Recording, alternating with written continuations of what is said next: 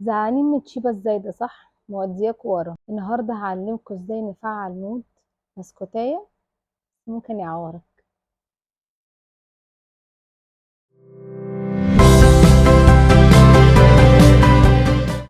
السلام عليكم، اهلا وسهلا بيكم في حلقة جديدة من بودكاست لاتيه على الريحة مع سارة معتز. كلنا عارفين جملة بسكوتاية بس ممكن يعورك. كلكم اخدتوها بهزار وتريقة وان كل حد مبين حاجة بس جواه حاجة تانية. بس انا الجملة دخلت دماغي وعجبتني فعلا. كتير منا بسكوتاية يعني لطيف وطيب، كلامه حلو، بس هو جواه مش ضعيف ومش ساذج ومش يعني بمزاجه من الآخر. فإحنا اللطف مش وحش والطيبة مش وحشة. الطيبة آخرة اللي يتريق عنا. أوكي، اللطف مش وحش والطيبة مش وحشة، ولكن الطيبة الزايدة هي اللي وحشة. الطيبة الزايدة واللطف الزايد ده بسبب ترباية من واحنا صغيرين، وكل البيوت وكل الدنيا تربي بنفس الطريقة. كل عشان بابا يحبك، فرحي شعرك بالطريقة المعينة دي عشان صحابك في المدرسة يقولك شكلك حلو قوي. حاجات كتير، كل حاجة اعملي كذا عشان كذا يحبك، اعملي كذا عشان الناس تقول عليكي شاطرة، خليكي محترمة وكويسة عشان الناس تقول ان انتي جميلة وحلوة. وانت مثلا ما تشتمش عشان محدش يقول عليك، ما تعملش حاجة غلط عشان الناس ما تقولش عليك حاجة وحشة. نادرا ما تلاقي حد بيقول اعمل كذا عشان نفسك، عشان شكلك قدام نفسك، عشان دي حياتك وده هيأثر على مستقبلك. دايما اعمل عشان الناس، سوي عشان تتحب. فبيتسجل في السب كونشس عندنا انه اوكي، انا محتاجة ارضي الناس. او انا مالي ايه ارضي دي اوكي، محتاجة ارضي الناس. طول ما انا بقى في حياتي في السب كونشس، انتوا ممكن تكونوا مش مستوعبين ده، بس دايما بتحاولي ترضي اللي حواليكي او بتحاول ترضي اللي حواليك عشان تفضلي محبوبة، عشان يفضلوا شايفينك كويسة وحلوة زي ما انت متسجل من عندك وانت صغيرة. ممكن ناس تبقى ماشية على ستايل معين ولايف ستايل معين ولبس معين، تفكر في بالها انه اوكي انا لما البس كده الناس هتحبني وتقول عليا واحد اتنين تلاتة اربعة وهرضيهم. فالفل حاجة سعادة جواها كل ما الناس بتكون راضية، وده غلط. ممكن من كتر ما انت بترضي او بترضي اللي حواليك تقللي من قدرك وتذلي نفسك. دي يا ساره ايه اوفر ده؟ انت اوفر قوي، مش الدرجه دي، لا الدرجه دي. زياده اللطف بتبقى مهانه، زياده اللطف بتبقى مهانه ليكم. هقول لكم على حاجه، اكلمكم عن نفسي. اوكي، انا واحده ما بحبش ارد الاذى بالاذى، ولكن افترض حد جه غلط عليا، واحده جت غلطت عليا، قالت لي حاجه مش حلوه، مش هرد عليها بنفس الحاجه، بس مش هروح اقول لها اوكي لا انا بحبك قوي والله وبموت فيكي وعادي ولا يهمك انتي لطيفه وانتي جميله، عشان خايفه من ان انا ما اكونش لطيفه فالناس ما تحبنيش، فترضي انك تتهاني وتتذلي ويتقلل من قدرك عشان تفضلي بصوره اللطيفه. اللطف حاجه، واحترام الذات وتقديرها حاجه تانية. الاسلام عندنا ديننا دين وسط، دايما بيحثنا على السلام، وجاي من اسمه الاسلام، على السلام والخير وكل حاجة كويسة في الدنيا. ولكن ربنا ما بيحبش البني آدم الضعيف، يحب البني آدم القوي، ولكن القوي في الصح مش قوي في المطلق. تعرف تستخدم قوتك امتى، وتحط حدودك امتى، وتوقف لطفك امتى. الرسول صلى الله عليه وسلم يعني سكت كتير على أذى اليهود وأذى الكفار، ولكن يعني صلى الله عليه وسلم مش ضعف منه ابدا، بالعكس، دي هنا قوة. والسبب معين، مش بس كده كان بيسكت على اذاهم عشان هو مش قادر، يعني صلى الله عليه وسلم ان هو يعمل لهم حاجه، لا طبعا هو قادر وقادر وقادر. انك تبقى قادر تعمل حاجه لحد بقوتك برضو، يعني ده جانب تاني، وما تعملهاش، ده قوه في حد ذاتها. القوه في انك تتحكم بنفسك برضو، تعمل ايه امتى وفين وازاي، وما تعملوش امتى. والامام الشافعي قالها، قال، عشان اقولها بالظبط، قال: ما رفعت احدا فوق قدره الا حط مني مقدار ما رفعت منه. فانت لما حد قدامك، يبقى كل حد فينا ليه قدر معين، الدنيا كده. فانت لما حد تديله اكبر من قيمته في حياتك لاجل ان انت بس لطيف، فانت بتتعامل مع كل الناس زي بعض، فانت بترفع منه بترفع منه بترفع منه، طلعت بره الكاميرا لحد ما انت قللت من نفسك من غير ما تحس. هيبدأ هو يشوفك قد كده عشان انت خليته قد كده، وهو اصلا ما كانش قد كده. كل حد منزلته انت كده مش بتقلل منه، بالعكس كل حد انت عادل، بتديله قدره، تعامل معاه بالطريقة اللي تناسبه. لكن انا لما اكون لطيفة مع اي حد، السيء والوحش والكويس والمؤذي وعدوي وصديقي، أنا كده بقلل من نفسي، بديهم نظرة عني ان انا ضعيفة ومش قادرة اعمل حاجة، وانا لطيفة عشان بمشي. هقول لكم، عارفين كلمة بمشي جنب الحيط؟ كافية خيري شري، كلمة وحشة قوي، كلمة وحشة قوي. خلينا جنب الحيط، بس مش دايما هنفضل جنب الحيط، في حتة هنقول ستوب. انا مش لطيفة معاكم عشان انا ضعيفة او مش قادرة ان انا اخد حقي منكم، لا، انا اللي اخترت ده، بس انا قادرة ان انا اعمل حاجات كتير قوي. بس ان انت لما تيجي تبقى لطيف زيادة عن اللزوم مع كل الناس، فبتبدأ الاكسبكتيشنز عندك تعلى.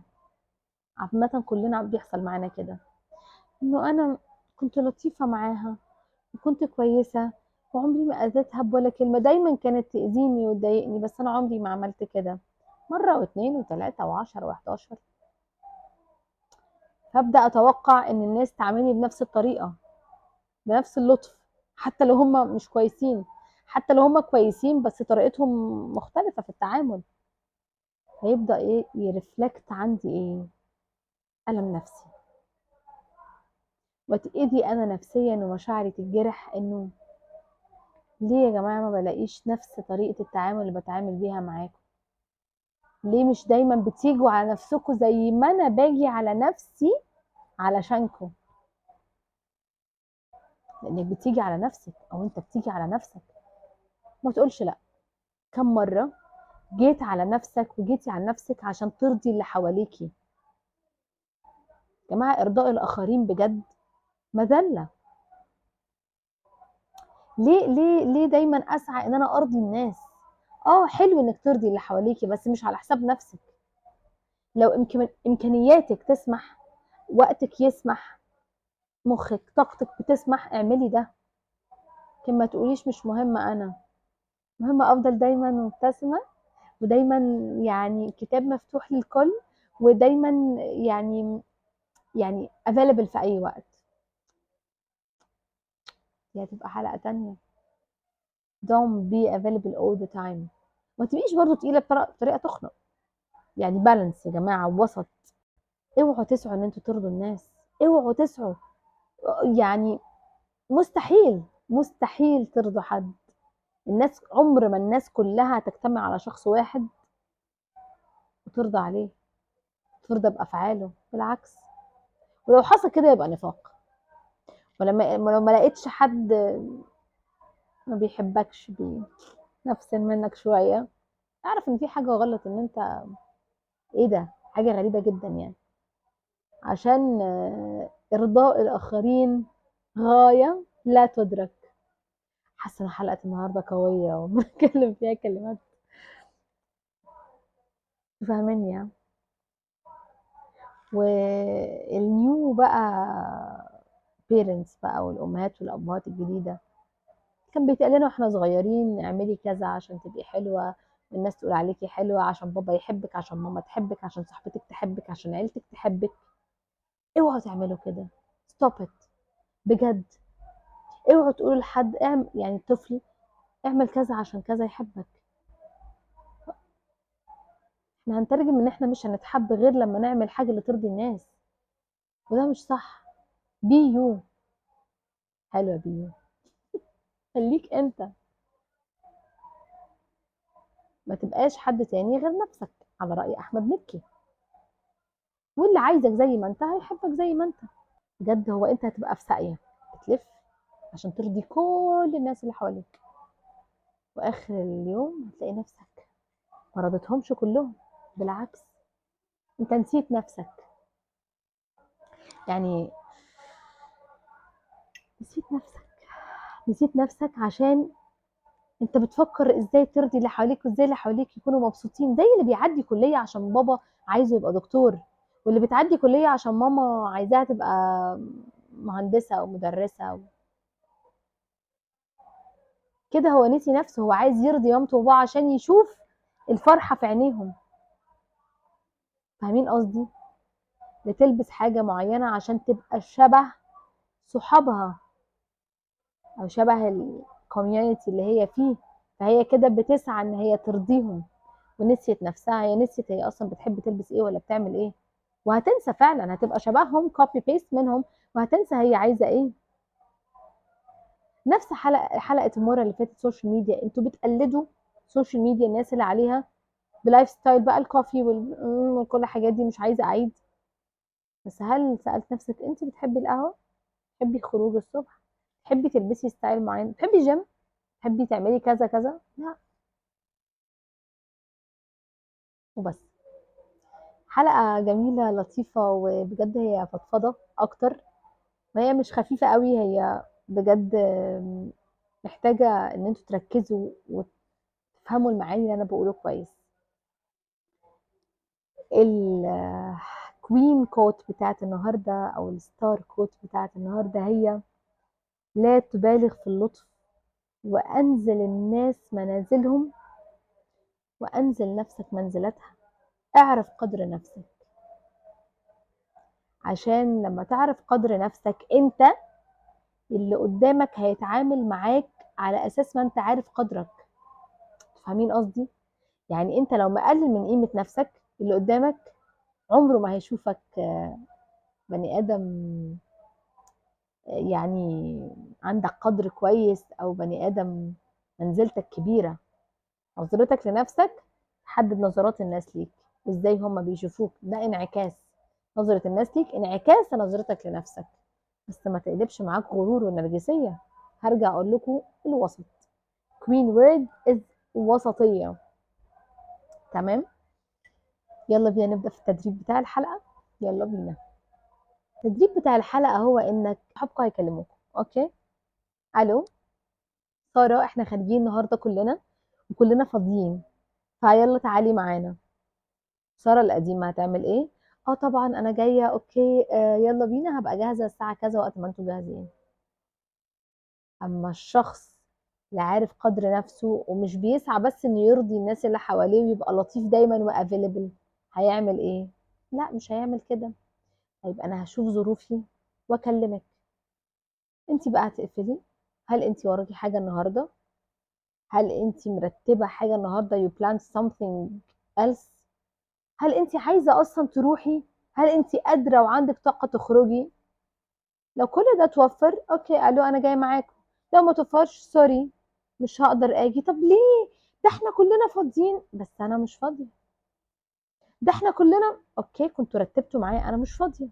مش برخامة، يعني ما تبقيش انت قاعدة فاضية في البيت مثلا وما عندكيش كل ده، بس عند اللي هو انا هعمل زيكم. فاهمين قصدي؟ ممكن تبقي مش عايزة تنزلي لاجل انك ما عندكيش طاقة، مش لازم يبقى عندك سبب. ده مثلا في حتة النزول. تاني حاجة. تاني حاجة، قبل ما تعملوا اي اكشن، فور اكزامبل، الشغل، الكليه، الكلية والشغل. هنقول دلوقتي عشان كله دخل كليات في ثالثة ثانوي. ففي الكليات أنا عندي هنا تدريب للأهالي وللأبناء. يعني بالنسبة للأبناء، أوكي أنا عايزة أعدي كلية طب. ليه عايزة تعدي كلية طب؟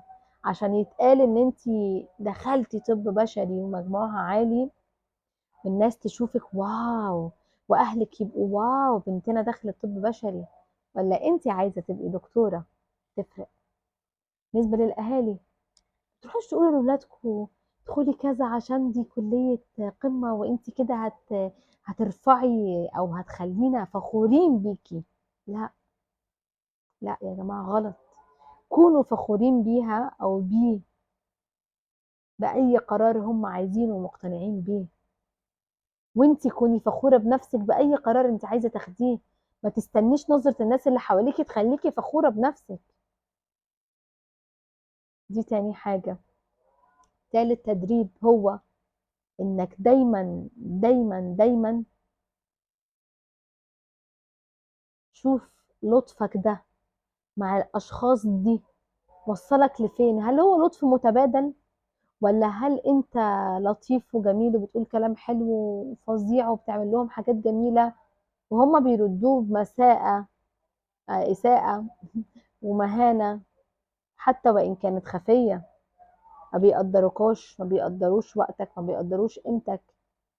من الآخر انت هامش. ساعتها ستوب، انزلهم منزلتهم. يا تتعامل بنفس اللي بيتعاملوا بيه لو هم لازم يبقوا في حياتك، يا اما ابعد نفسك. اخر نصيحة، انا نسيت اقرب لكم على الكاميرا هنا واقول لكم تاني: لا تبالغ في اللطف، وانزل الناس منازلهم وانزل نفسك منزلتها. واللطف لازم يبقى معاه قوة. بطلوا تحطوا افكار في مخ الاطفال ان هم لازم يعملوا كذا عشان تيتا تحبهم وماما تحبهم والناس يحبوهم يبقوا فخورين بيهم. اوكي، اوكي. واعرف ان اللطف ملوش علاقة بالضعف. تبقى لطيف وقوي، تعرف تستخدم قوتك امتى ولطفك امتى. اتمنى تكون الحلقة خفيفة لطيفة وعجبتكم، واشوفكم في حلقة جديدة كل يوم جمعة بعد الصلاة من بودكاست لا على ريحة مع سارة معتز.